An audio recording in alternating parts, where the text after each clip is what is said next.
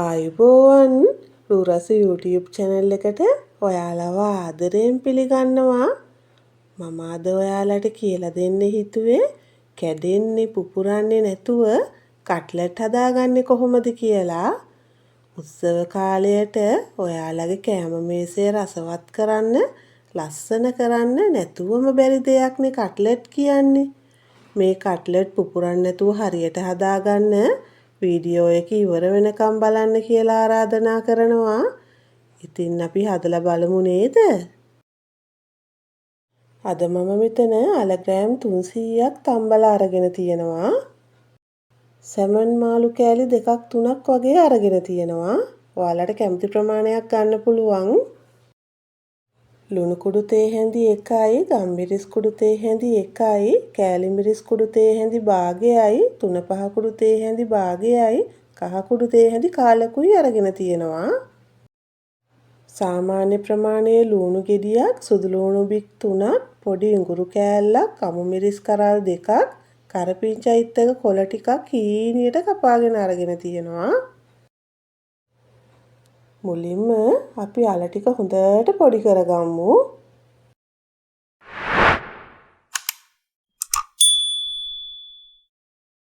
මේ විදිහට ඔයාලා ගන්න මාළු හරි සැමන් හරි පොඩි කරගන්න. දැන් භාජනයක් ලිපේ තියලා තෙල් ටිකක් දාගන්නවා. තෙල් ටික රත් වෙනකොට සුදු ලුණු එකතු කරගමු.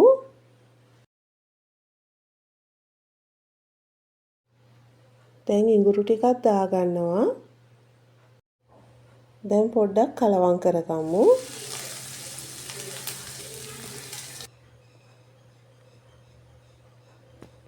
ඊළඟට ලුණු ටික එකතු කරගන්නවා.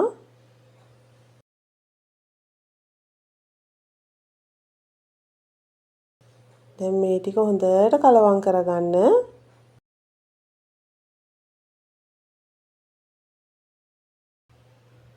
ඊළඟට අමු මිරිස් දාගත්තා. කරපිංච ටිකත් එකතු කරගත්තා. දැන් අපි මේ ටික හොඳට තෙම්පරාදු කරගමු.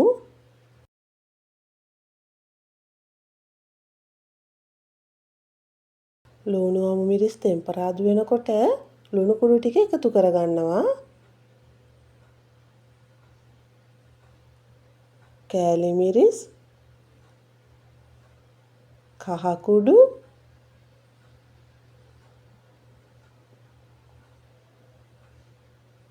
තුන පහ කුඩු ටිකක් දාගත්තා. ගම්මිරිස් කුඩු ටිකත් එකතු කරගමු.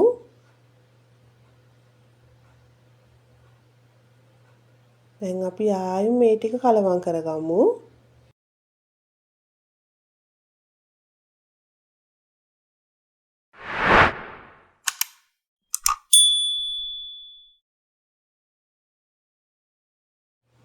පොඩි කරගත්ත අල ටිකයි සැමනුයි එකටම මේකට දාගන්නවා.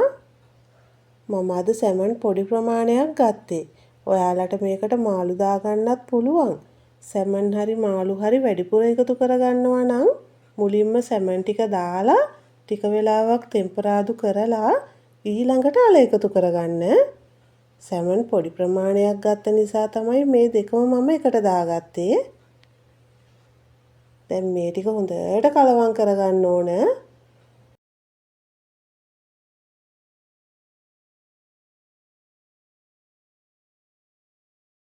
ඔන්න දැන් අපේ කට්ලට් මිශ්‍රණය හරි.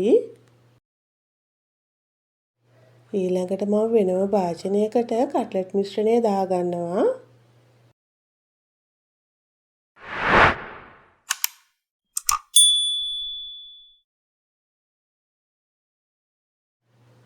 ඔයාලා මේක අතින් අල්ලන්න පුළුවන් ගානකට නිවෙන්න තියාගන්න. කට්ලට් ටික දවට ගන්න අපිට පාන් කුඩු ඕන වෙනවා. ඒ වගේම පාන් පිටි ග්‍රෑම් 150ක් විතර අරගෙන තියෙනවා. දැන් මේ කට්ලට් මිශ්‍රණයෙන් අපි බෝල හදාගමු.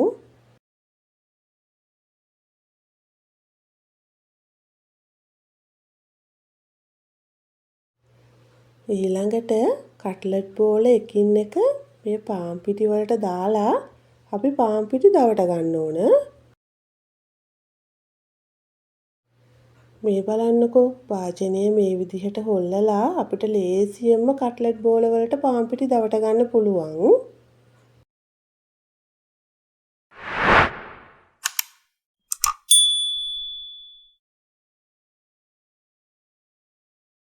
මේ බලන්න මේ විදිහට පාන් පිටි දවට ගන්න.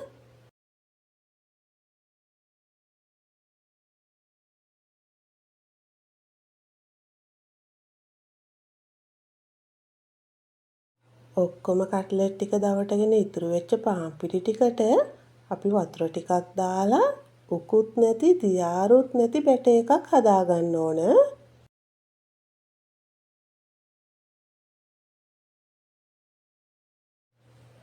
මේ බලන්න මෙන්න මේ ගානට තියෙන්න ඕන.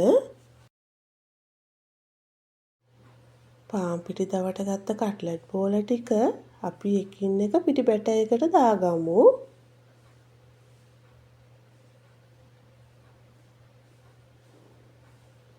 ඊළඟට හොඳට මේ ටික බැටර් එකේ කලවම් කරගන්න.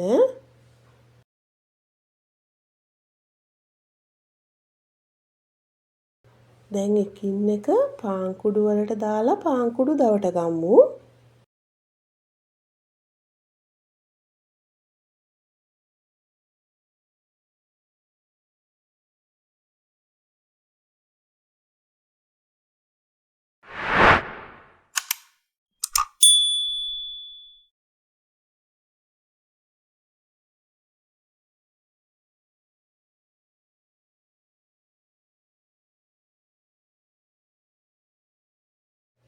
මේ විදිහට ඔක්කොම ටික හදාගන්න. දැන් අපි මේ කට්ලට් ටික පළවෙනි පාර කෝට් කරගෙන ඉවරයි. දැන් අපි දෙවෙනි පාර මේ ටික කෝට් කරගමු. පළවෙනි පාර කෝට් කරගත්ත කට්ලට් ටික ආයෙත් පිටි බැටර් එකේ දාලා බිස්කට් කුඩු වල දවට ගන්නවා. මේ විදිහට හදාගත්තාම අපිට කැඩෙන්නේ නැති වෙන්න කට්ලට් ටික හදාගන්න පුළුවන්.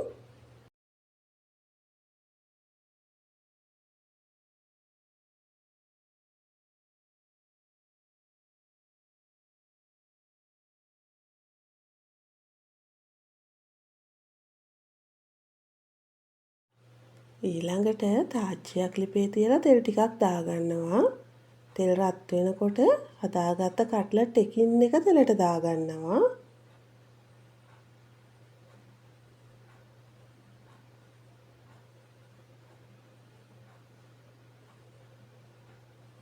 දැන් අපි මේ ටික මෙහෙම්මම විනාඩි 2-3ක් තියාගන්න ඕන. කට්ලට් ටික තෙලට දාපු ගමන්ම එහෙට මෙහෙට කරගන්න එපා. එහෙම්මම ටික වෙලාවක් තියලා තමයි කට්ලට් ටික අනිත් පැත්තට හරව ගන්න ඕන.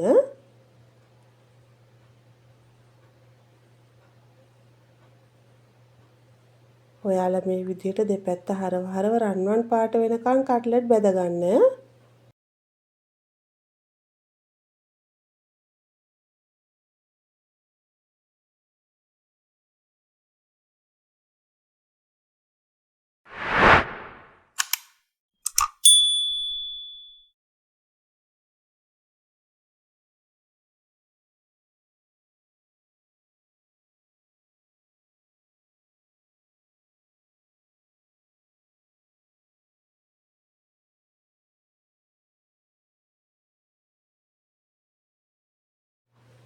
දැන් හොඳට කට්ලට් ටික බෙදලා තියෙන්නේ. මම දැන් මේ ටික තෙලෙන් අයින් කරගන්නවා. මේ විදිහට ඔයාලා ඔක්කොම ටික බෙද ගන්න. මේ තියෙන්නේ අද මම හදාගත්ත කට්ලට් ටික. අපි බලමුකෝ කොහොමද කියලා. මේ බලන්න කැඩෙන්නේ පිපිරෙන්නේ නැතුව ගානට ඇවිල්ලා තියෙනවා. අපි කඩලා බලමුකෝ.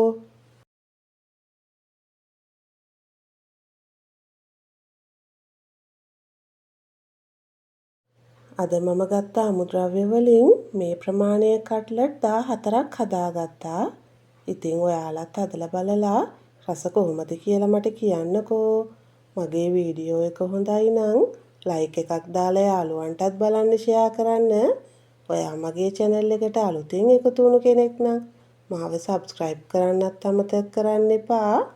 මගේ වීඩියෝ එක බලපු ඔයාලට ගොඩාක් ස්තුතියි. තවත් මේ වගේ වීඩියෝ එකකින් අපි නැවත හමු වෙමු.